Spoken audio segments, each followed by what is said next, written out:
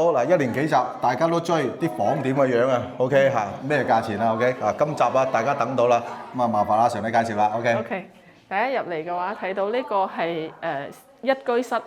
咁棚原先有小一居，呢度就冇小一居室嘅。一居室41個平方。OK。咁佢有個 open kitchen 啦，咁到時呢度會有個電磁爐啦，佢配好晒抽油煙呢啲，但係大部分嘅居民都係去 canteen 食嘅。係啦。係啦，咁呢度雙貓眼設計。雙貓眼下邊都有。即係方便輪椅。輪椅都可以睇到。係啦，咁呢度嘅門咧，佢基本上係防撞，即係佢有個緩衝。緩衝。佢唔會夾親老人家嘅手。後邊咧仲有一個全新嘅照醫嘅。照鏡嘅，係啦，咁之後配咗智能馬桶啦，智能馬桶。咁好多居民好多參觀者都會問我，點解會冇玻璃門啊？咁其實老年人咧，萬一佢係沖涼嘅時候，如果整個玻璃門，如果唔小心跣親啊，係好危險嘅。超危險。係啦，所以就係有浴簾啦，咁裏外都會有拉繩報警，仲有淋浴燈。同埋都係我中意呢種啊。係啦，佢呢啲水咧係乾濕分離嘅，冇錯。同埋地磚係攞咗專利嘅，濕咗水佢會更加防滑。哦，濕咗水更防滑添啊！冇錯，攞專利㗎你哋。係，包括呢個手柄啦，佢係加長嘅設計。好多老人家嘅手唔係好夠力咧，佢就會方便啲。洗衣機都會包咗嘅，係啦，智能馬桶。好多人參觀啊！大家睇下。你睇呢個就最標準嘅，可以啦呢啲。6000幾嗰個啊？係嘛？對，呢個係9100。9100，就兩個人入住。係兩個人。咁如果一個人都係照俾翻另外嘅錢啊嘛？係。OK。總之斷房計係嘛？一個人嘅話，佢需要加多20%嘅服務費，佢唔收房費，但係要收服務費。哦。就去到萬一。我一個人反而要加錢？唔係兩個人。哦，兩個人就要加錢。一個人係9100。係。咁含咗服務費。OK。咁兩個人嘅話咧，先至要加錢。OK。我想問，我上一次咪介紹咗你哋深圳棚源嘅，佢個房費同棚源有冇差異啊？有少少啦，呢度平啲。呢度平啲嘅，即係如果有啲嫌深圳貴，可以考慮下呢度，可以咁講啊。OK 嘅。有露台嘅喎。可以睇埋呢個咧。呢個邊啊，佢都攞咗專利嘅，包括嗰邊嗰個床頭櫃。佢點解個邊會飄起咧？就係好似我而家有樽藥，佢係唔會碌落。哦，打碎玻璃。係啦。打碎玻璃危險啦，踩到啦。明白。咁所以啲藥丸啊、水啊，佢都唔會跣落地，就唔會造成老人家滑倒嘅現狀。係啦。咁成個房間裏邊所有嘅咧，都係圓角設計。你係揾唔到一個尖角落頭嘅，包括呢啲櫃都係。連天花都係圓角啊！係，咁佢呢個燈咧係防眩暈。哦，防暈嘅。係，即係唔會刺眼。哦，呢個燈哦。係，佢個燈光設計。暖光。係啦，都係有講究嘅。同埋樓底好高，樓底好高，做埋個天花咧，我而家好似賣樓，樓底嗰做埋天花都好舒服，中央冷氣。又可以擺翻張餐台喺度，即係嗱，雖然可以話係單房啫，咁但係其實個空間都好大，好夾啦，衣櫃都可以睇埋衣櫃裏邊，係啦，衣都係櫃乜都除晒，係啦。咁其實個空間都 OK 嘅，兩個人住都 OK 嘅。因為嗱，當然啦，佢哋泰康咧，我覺得特別嘅地方，上次睇完深圳，佢哋就活動區太多啦。即係我哋或者好忙嘅老人家。即係我哋房費裏邊係包含咗頭先好多，當然啦，隨付費項目嘅所有嘢。係啦，同埋啲人員護理啊等。係啦。OK， 好。仲有睇翻呢度啦。點解入門口會有一個咁嘅台？係咯。就係因為有啲老人家攞咗啲嘢，或者好似我咁樣，我拎住啲嘢。咁如果我要擺低嘅話，我又要彎腰。但係如果我擺呢度，咁我就嘟咁樣開門，我就攞起，我亦都唔需要彎腰嘅，避免條腰扭親。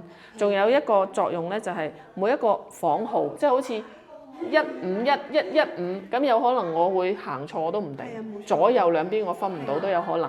咁我就將一個我中意嘅物品。好似今晚我哋見到嘅嗰位居民，佢係中意石頭嘅，佢就會喺呢度擺6粒石頭，中間有盆花。好聰明喎！咁你就唔需要記房號啦 ，OK？你行到6粒石頭我屋企，係啦。聰明。好，我哋睇個大啲戶型啊。呢個係套房。呢個係大嘅96方。96方。咁就會有個獨立廚房。方便啲多屋企人過嚟探啊。又想喺屋企煮食啊，咁樣嘅，啱，係啦。煮啲拿手好洗手間大同小異啦，但係就多咗好大嘅空間喎，鞋櫃啊，廚房嗱，廚房呢度已經有一個廚房位，呢度都仲有個雜物間，呢度雜物間，呢度雜物間。可唔可以加床？譬如我嚟到，可以嘅，可以加床就可以。瞓兩晚唔係可以兩個床換成一個床，但係如果有人過嚟要砌張床就唔得，你可以 book 間房。可以 book 間房。就唔可以一齊住，就唔可以話我嗰日有兩個親人嚟，我有一個。你夠床就可以一齊啦，唔夠床就唔得。咁就同大家講下個專利啦，好似上邊呢一個圓嘅呢個嘢，佢係一個紅外感應。咁佢有咩用咧？就係假如我係一個36度體溫嘅人啦，我打橫瞓喺地下，因為佢係冇監控啊嘛，隱私，咁佢就會感應得到我喺呢個位置係錯嘅，嗰邊安保系統即刻就會報警。醫生、護士、保安、管家4個人3分鐘趕到現場，開始急救。OK。咁再講講呢個音箱，呢個小太音箱。小太音箱嘅話咧，你就可以有一個最重點嘅功能，就係當我剝低咗我嗰張卡定位卡彩色彩帶嗰張卡，跟住我離個拉繩報警器好遠。但係我當時已經出現心梗啦，我唔得啦，咁我就嗌小太小太，救命！咁你嗌咗之後咧，佢就會直接駁過去，因為呢度係冇居民信息，所以我嗌救命佢冇。嗌救命得啦，真係嗌救命。係我只要嗌救命，直接就醫生嗰邊就會同你通話啦。你係咩問題？你而家出現咩情況？仲可唔可以講嘢？佢就會即時30秒之內判斷你係咩病，佢需要帶咩儀器過嚟急救。好開心喎！我整住去游泳池都跌咗落水，嗌救生員咁啊！救命啊！即係你呢一個藥盒亦都係我哋太康攞咗專利嘅。係咯，我見有個牌子度。每一日咧，老人家需要食一啲降壓藥啊，或者佢一啲保健品啊，有時候自己都會食重複咗，唔記得。但係管家同你 set 好咗之後，到呢個點，佢就會手機都會同時提示你要食啦，咁佢會彈出嚟㗎。未到服藥時間，請您放回藥包。嗱，未呢個藥盒嚟㗎。係冇錯，藥盒嚟㗎。智能藥盒，即係就唔使擔心，我今日朝早唔記得食降壓藥，或者我食咗2次降壓藥。哇！呢個大開眼界喎。好似我攞出嚟，佢話：未到服藥時間，請您放回藥包。你未到時間食藥啊，唔該你撳翻佢啦。想食都唔俾你食啊。係啦，咁就唔會重複啦。因為會都攞得起嘅，不過佢個聲音會提醒佢。係啦。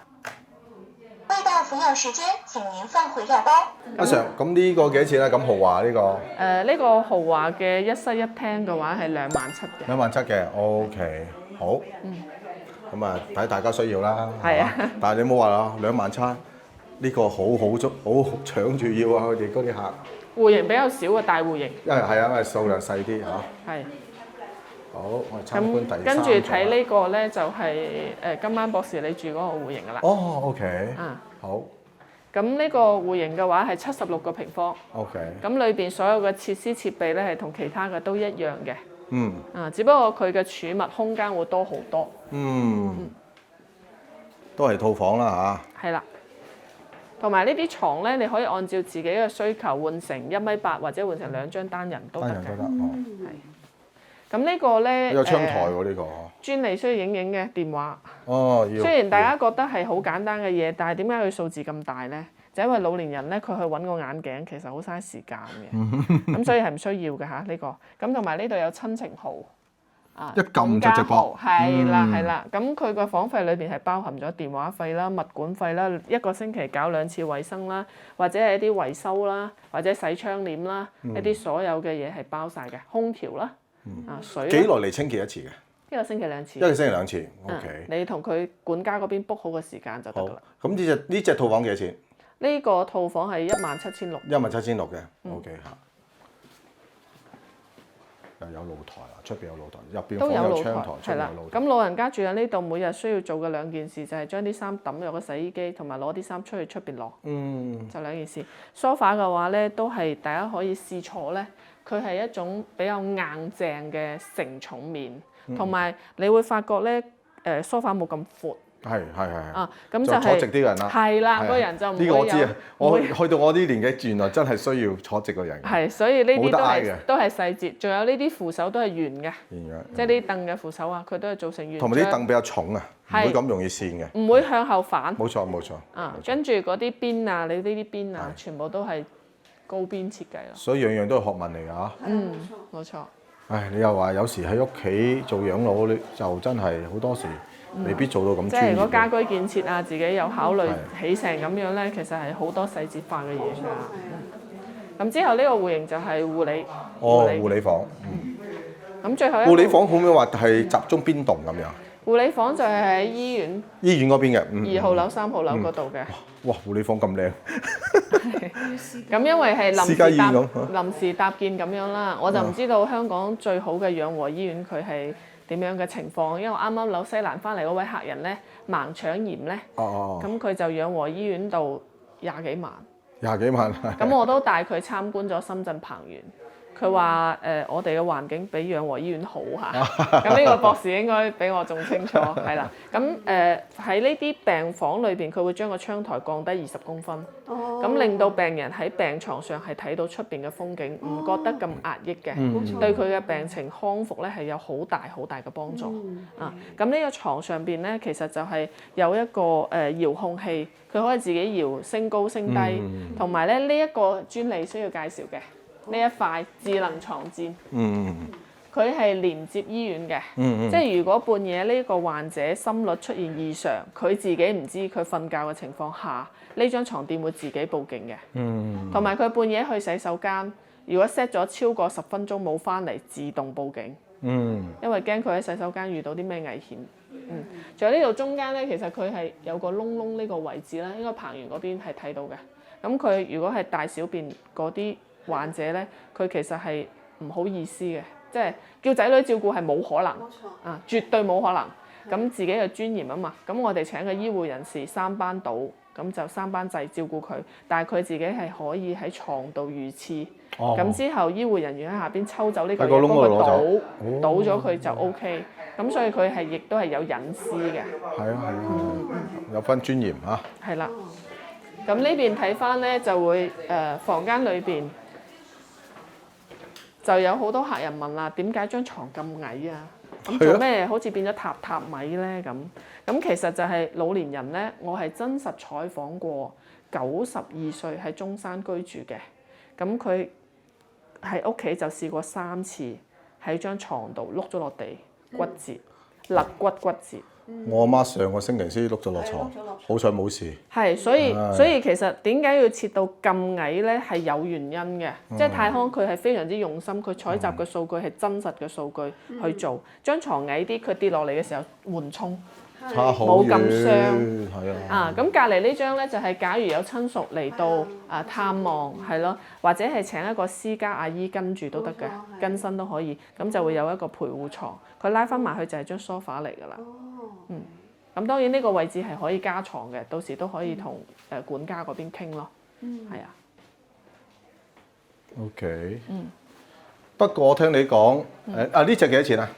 護理病房咧，佢就唔係咁樣分嘅。唔係咁分嘅。佢按護理級別分，1到5級。病房嘅價錢係差唔多，都係2萬前後。但係如果你話你去到1級護理同5級護理嘅相差咧，就係5800到17000。呢個要額外收費。咁仲有你話，如果我想嗌救啊、中醫理療啊、康復理療啊，或者請教練啊，嗰啲又另計。所以我哋其實後生嘅時候係需要有呢個健康財富。點解叫咁樣呢？就係我哋年紀細嘅時候冇事嘅時候，儲到呢筆錢係為咗年老嘅自己準備嘅。啱啊。形成一筆長期嘅現金流。啱。我有觀眾問咧，如果要請一個1對1嘅護理咧，大概幾錢？5到6千蚊。5到6千蚊，哇，唔貴喎。唔貴。5到6千蚊。咁佢1對1護理咧，佢有地方去安排自己住㗎啦。可以嘅，可以跟住佢喺佢間房住咯。好啦，咁基本上咧，我哋就呢幾個戶型啦，係咪？OK 嚇。前邊呢啲專利博士可以影影。好啊，我啲就全部你，哇，咁多樣嘅。我哋係攞咗358項專利。包括頭先嘅智能床墊啦、智能藥盒啦、小泰音箱啦，包括掛喺居民心口嗰張定位卡啦，都係我哋專利嚟嘅。紅外感應啦、防跌倒報警啦，喺園區內只要有人跌倒，即刻個報警鐘就響啦。